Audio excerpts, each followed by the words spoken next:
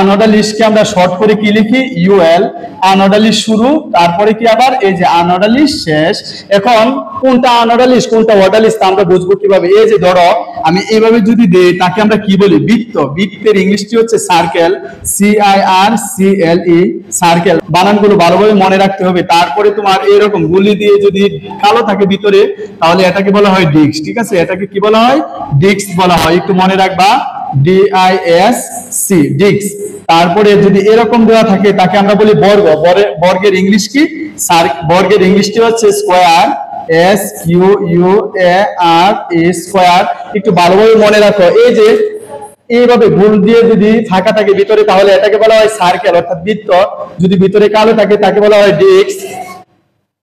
তারপরে এই যে যদি বর্গ আকারে থাকে, তাহলে বলা হয় স্কয়ার।